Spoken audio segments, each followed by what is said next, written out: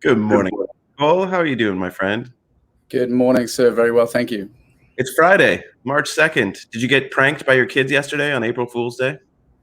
I didn't, but my daughter filled an Oreo with toothpaste and gave it to her brother.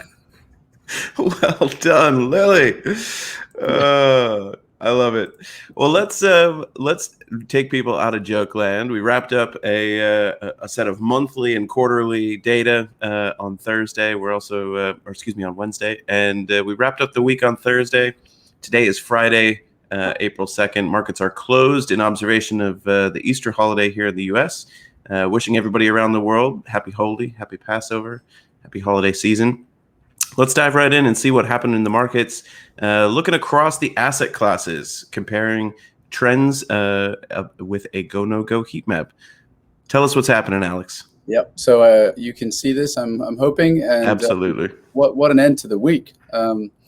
Equities rallied really strongly. This time last week we were talking about the amber bars, that little dip in the equity panel on the top, and we were thinking, look, this has happened again. Is this the start of something a little bit more serious?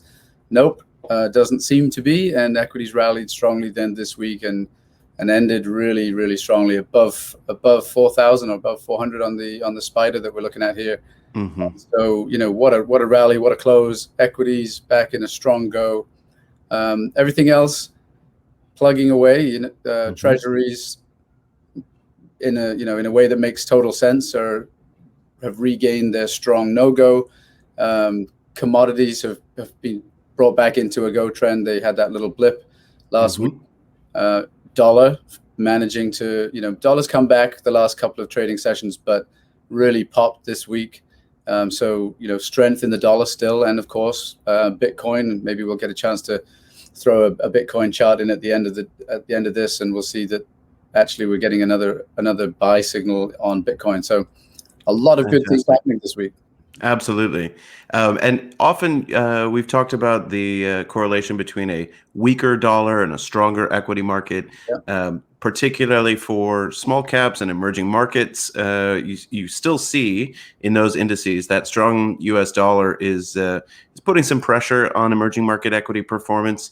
And certainly, we're not global macroeconomists, but the world seems to feel that the U.S. has a very strong chance of recovery. Vaccine rollouts going very, very well here, whereas we're seeing some real struggles in other parts of the world. So thankful for that. Certainly feeling really good to bring that economy back online. And with that, let's segue over to a GoNoGo rel map, looking at the equity sectors of the S&P 500. Show us what's been leading and what's been lagging. This is the rel map. So again, just to remind people, it's the relative strength to the base. So this is the go-no-go trend applied on each sector's price relative to the base index, in this case, the S&P. So these are the sector ETFs to the SPY. And we're seeing very much the same, with the one exception all the way down at the bottom, which makes sense with the renewed resurgent activity in equity prices. Generally, utilities who had joined the party as leaders last week back into the amber neutral territory this week. But the rest of the sectors remain in their trends. You've got materials, staples, energy, financials, and industrials leading the way.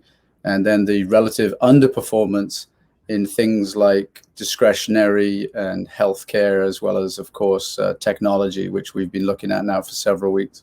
Mm-hmm.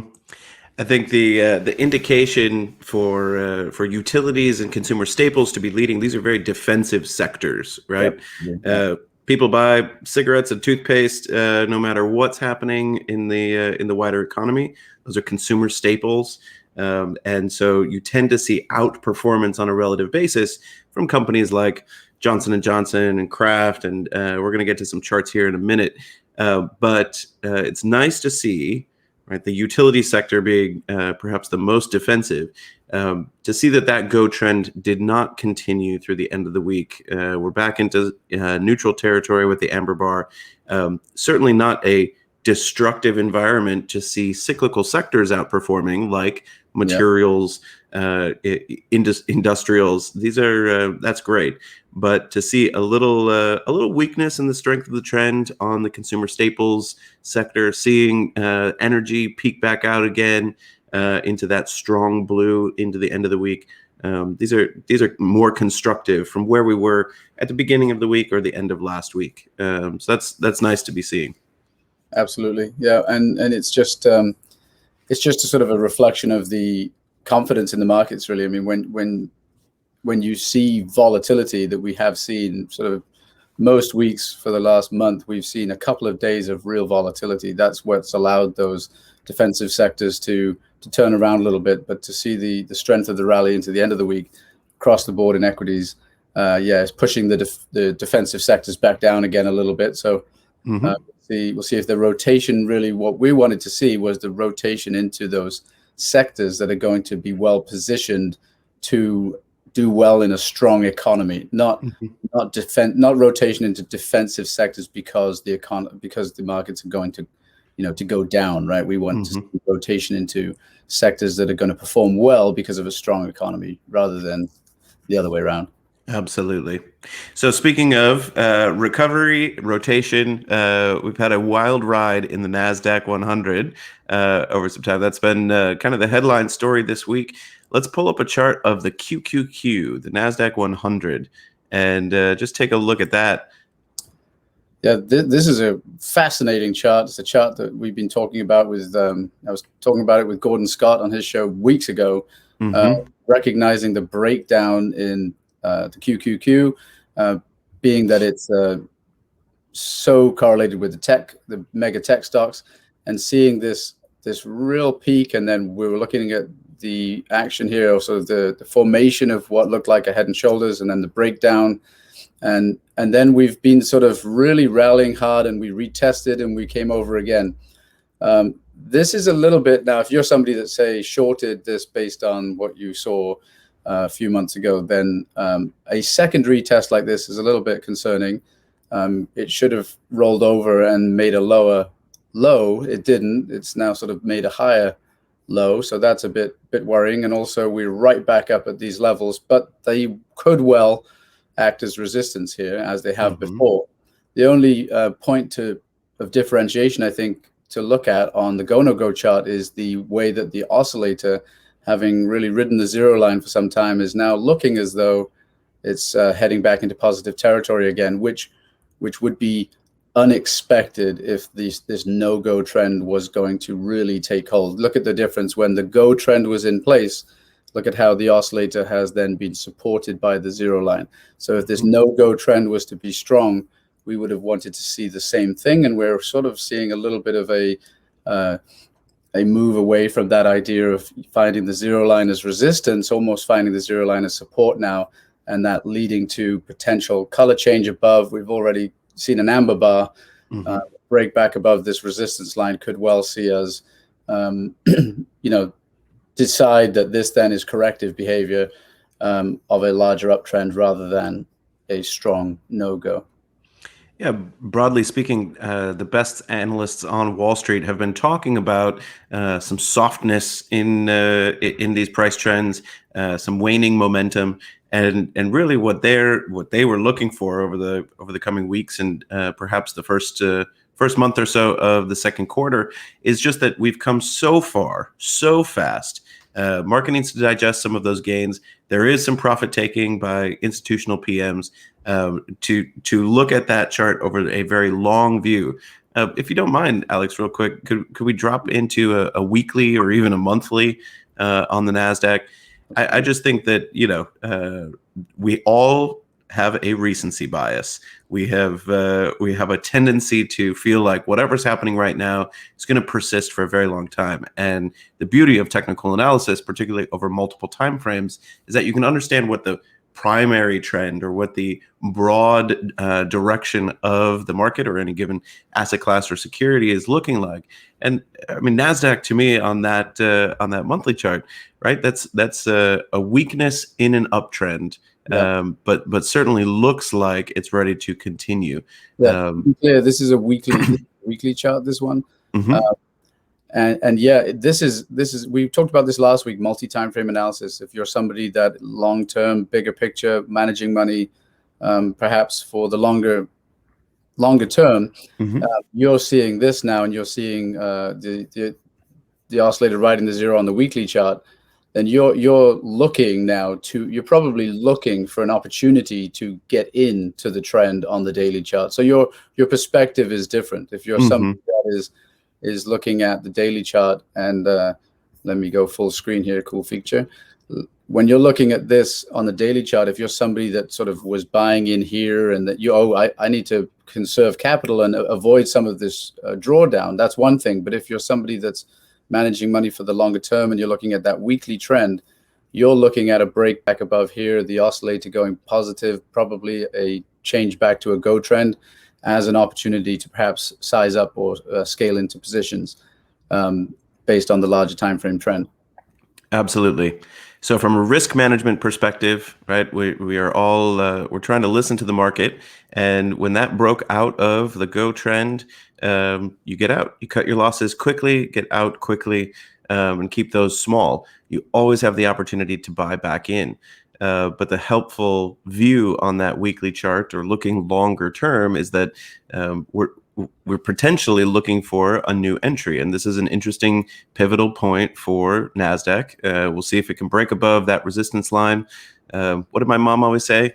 Knock twice before you just barge in. So it's knocking again on resistance before what could potentially be the next leg higher. And obviously that oscillator peaking up above the zero line is very constructive. So we can be looking for those signs. And as great trend following tells us, we want to buy in when that trend is already established. So looking for that go and the low risk reentry off the oscillator.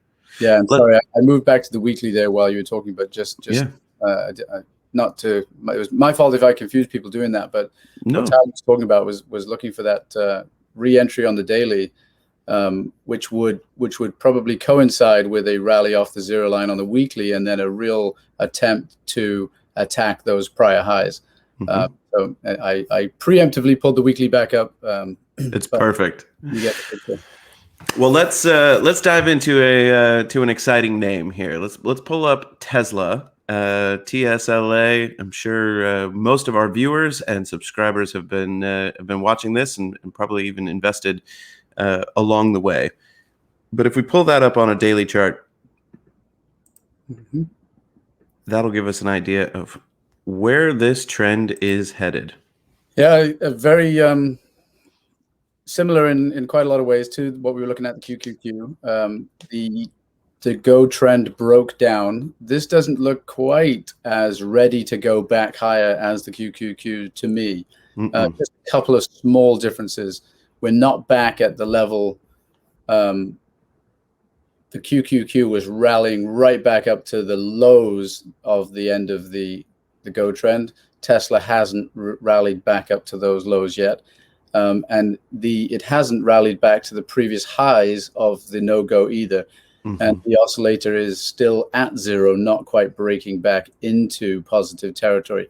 I took a quick look at quite a few of these charts yesterday at the closing bell, and it was interesting to me that a lot of the tech names, the mega tech names, gapped higher but then closed lower, which was in real contrast to the market as a whole. When we looked at the S&P rallied hard, closing fairly high. The tech names looked, from a quick scan across a couple, including even the ARK ETF, the ARKK, which tracks a lot of these, they gapped up higher on the sort of positiveness of the day that was sort of happening everywhere, but then they closed lower. So that was interesting. So they're actually not at these prior highs from the no-go and weren't able to break back into positive territory yesterday. So a little bit of a different feel to the Tesla chart. So yeah, if you were to zoom in on that last bar of what we're looking at, you'd see on an hourly chart or a 15-minute chart just really destructive price action on that trend. And really what we're looking at is the behavior of all investors in the marketplace. So what Alex is pointing out is that, to gap higher for the for what was a really broad participation up day for the markets on Thursday, but to close lower, says that there's just not a lot of investor confidence in that rally, right? This is And the 5-minute chart, so you can see really just towards the end of the day how we really tailed off. That's got the the glide path of some of my old paper airplanes, just nose diving into the end of the day. Exactly. So definitely a different feel. Yep. All right. Well, let's move on from Tesla. We've talked a lot about consumer staples over the last week. Relative outperformance on the market as a whole.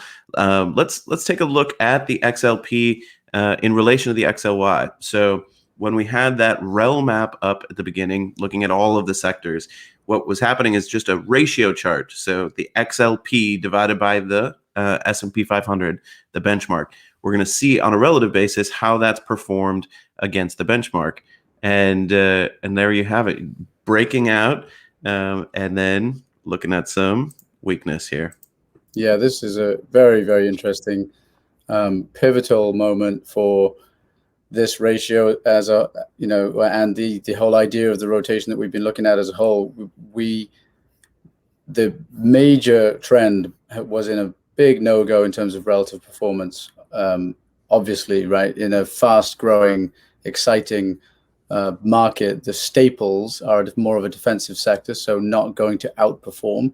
We saw a real change, a significant change here in that ratio as it moved into a go trend and strengthened into darker blue, brighter blue bars, but has really fallen back this week as the markets rallied hard. That to be expected. So we will now slide this arrow along a little bit, and we'll look at whether this ratio, the performance of the ratio, can find support at the zero line, and indicate that this is a change in trend to outperformance from staples over the longer time frame.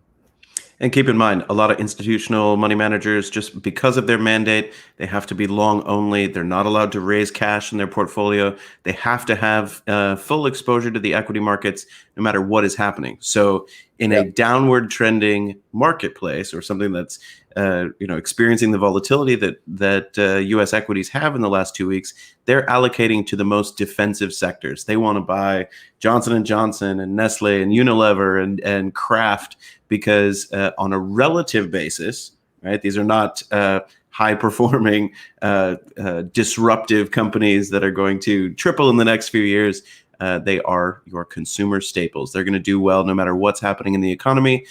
Kids still need to eat. Parents still need those basics. So you see institutional PMs taking on greater exposure to defensive sectors, and that's probably driving a lot of what's happening on that relative chart right there, relative to the market, which was down in a volatile period. Institutional PMs are allocating to defensive sectors, and you're seeing that relative outperformance. But Alex, let's drill in specifically to just the XLP chart, and see if there's an absolute trend going on there for consumer staples. This is XLP, and this is where that outperformance came from. A strong rally, right, relative to the S&P as a whole. We didn't move this significantly higher, or this sharply higher over the last several weeks in the S&P. We were generally going sideways until this past week, but the XLP, as you can see, had a really strong rally. But breakout above resistance. Yep, but has now cooled off a bit, and it was all done on very heavy volume, which was very good to see for the strength of the trend as well. Heavy volume being represented by the darker blue of the oscillator.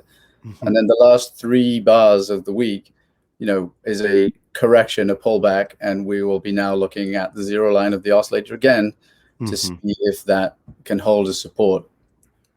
Right.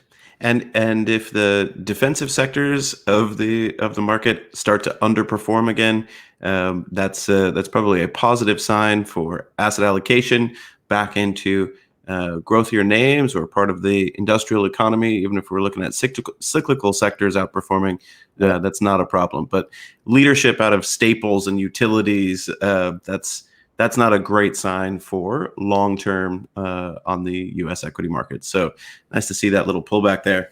Absolutely. Let's dive into an exciting name, Alex, within the consumer staples sector, and check in on how individual equities are doing with a KHC, Heinz Ketchup. Right? I know my kids don't eat tater tots without ketchup on them, so that you have to own it, no matter what's happening.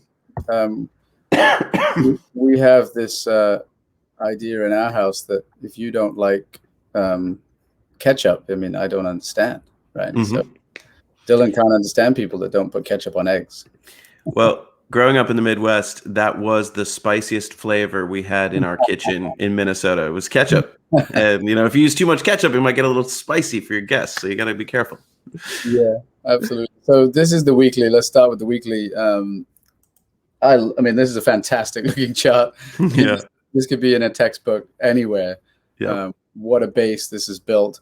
And playing into all of the go-no-go aspects that we look at in any kind of pattern formation. Remember, we're big believers, I am, especially in patterns, but also a believer in the fact that you don't have to name them necessarily, right? So a lot of people that I've spoken to about this chart will call this a head and shoulders. It's fairly obvious there, right? A head and shoulders bottom, you've got the peak in the middle, you've got these, you could call these left shoulders, right shoulder, peak in the bottom. But is it a head and shoulders? Really, again, the point is that the market is allowing you to understand the supply and demand activity, and you can call it whatever you want. You could call the right side of it a triangle, it doesn't matter, but it definitely is building a huge base over a long period of time. And so what we like to see from a go-no-go perspective is you've got the no-go trend falling down into the low, the ultimate low of this base or this pattern. And then on the right side of the pattern, you've got the go colors starting to creep in with some amber neutral, right? But that left side, right side, the textbooks will give you all kinds of pointers how to read the left side and the right side. How deep are the peaks on the right side versus the left side? How much volume is there on the moves up versus the moves down? All of that is very, very important, but very easy to see using the go-no-go, because really the go colors should come in on the right side of the pattern when it's a reversal. And that just makes all the sense in the world, right? You've got your no-go going into the ultimate low, and then the recovery should start to see that breakdown of the trend and a return to different trend colors, the go colors. And then in line with that, you've got confirmation in the oscillator, rising lows in the oscillator, and then you've got the break above zero and the support above zero. You've got heavy volume on this last rally into positive territory, and that coincides with the break above this long-term resistance and going into the bright blue colors of the go trend. So really a very, very constructive formation, bullish formation on the weekly chart of Kraft Heinz.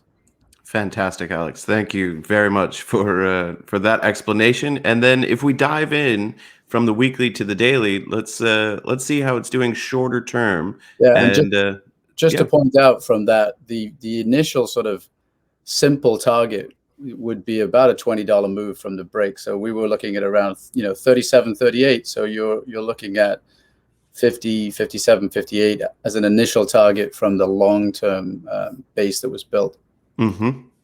Fantastic. And then if we go to the daily here, this is the daily. We had on the charts that we put out this week, we had this triangle or ascending triangle that we'd seen, and you can see that we broke above it this week. This was Monday, really the break, the pre-market. This went out right as we noted that there was a re-entry. So this went out right at the open of Monday's bar, and we've really we've consolidated this break. So we'll have to see what happens next. Yesterday, the last bar of the week, fell hard, but if you can see, if I can maybe zoom in a little bit more, this is called Tyler, what kind of bar would this be called if this was a candle? This would be a dragonfly doji, right? So the That's correct. open and close towards the top at very similar levels. So the sellers were able to drive price really quite far down, but then the buyers brought price all the way back up to where we opened, leaving the doji at the top of the bar. So dragonfly doji, bullish implications. And so we're above the resistance level. We broke out. We look as if we found support here. Playing nicely with the larger image that we saw from the weekly. Hopefully that this consolidates, and then the oscillator above zero, getting close to zero. So we'll look to see if there's support there. Yeah, the nomenclature for candlestick charts, obviously they came out of Japan, Japanese candlestick charts. This idea of visualizing the behavior of traders is hundreds of years old. A gentleman named Mona Hisahoma started this in the rice pits of Osaka, Japan. And so that dragonfly doji, it doesn't matter what you call it, but where you have perhaps selling pressure throughout the day and then a rally into the close, knowing that your opening and closing prices were really at the same level. That means that the market, or the traders in that market, were testing to see if that was going to have a follow through to the downside. And of course it didn't. It held above that resistance line. It closed at the open. Just kind of putting a little exclamation point on that for our listeners. It's about the behavior of the market participants that's most important. What you call it matters very little. And to be clear, the doji itself, all dojis represent uncertainty in the short term. So a doji open and close at the same time is a representation of the tug of war between the buyers and the sellers, or the bulls and the bears, right? So a doji is uncertainty. But there's very slight bullish implication to a doji where the open and close are at the top, and that's the dragonfly. If the doji was at the bottom, if it was opening and then the buyers tried to drive price up and the sellers brought price all the way back down to the bottom, that would be a graveyard doji. But there's still all uncertainty, right? So I'm not saying this is a very bullish candle. It's an uncertainty candle, but with slight bullish implications. Yeah, just to be clear. Just to be clear, I hope everybody who is watching is learning a lot about technical analysis. Obviously, the pursuit of further study is something we encourage for everyone.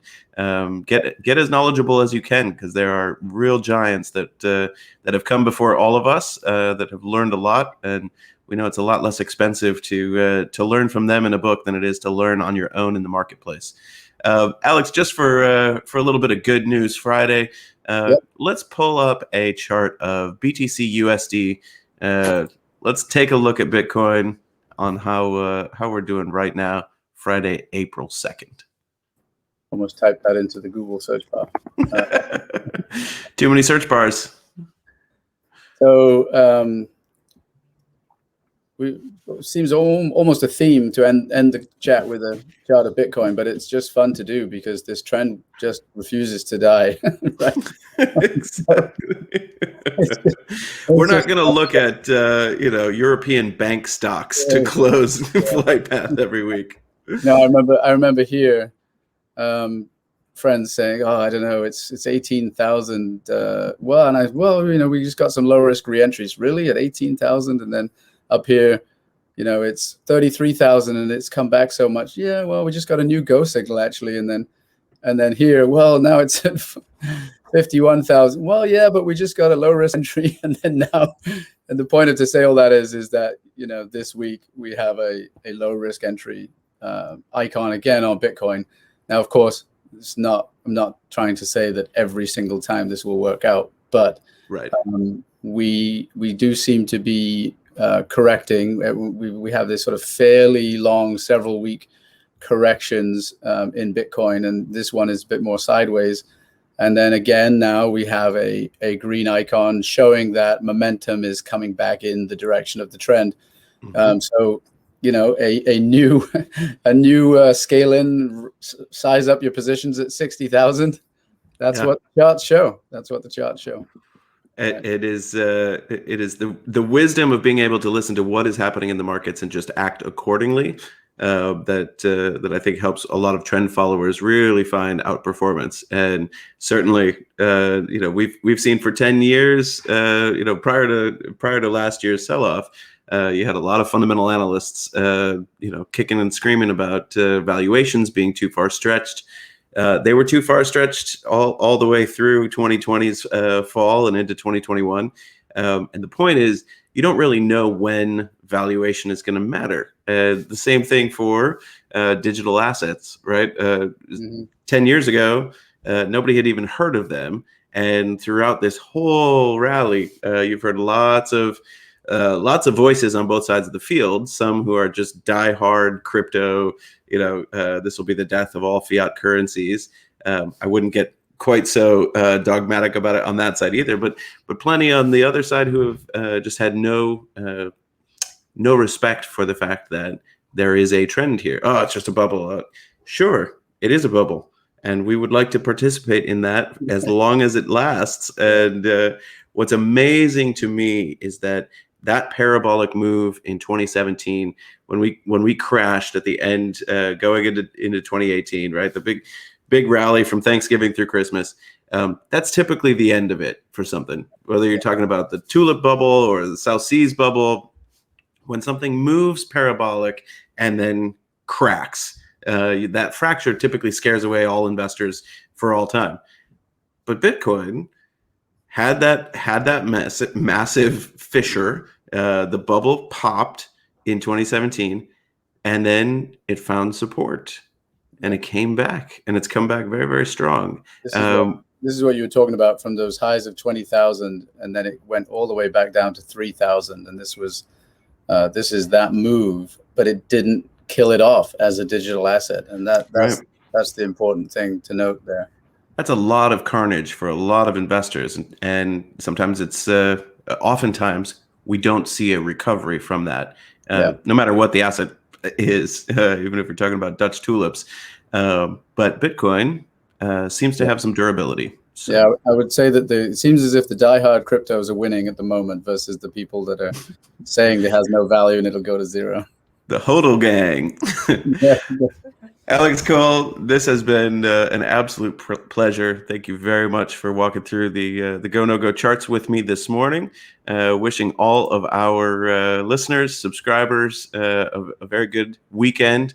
And please head on over to GoNoGoCharts.com to learn more. And we'll see you next time. Cheers.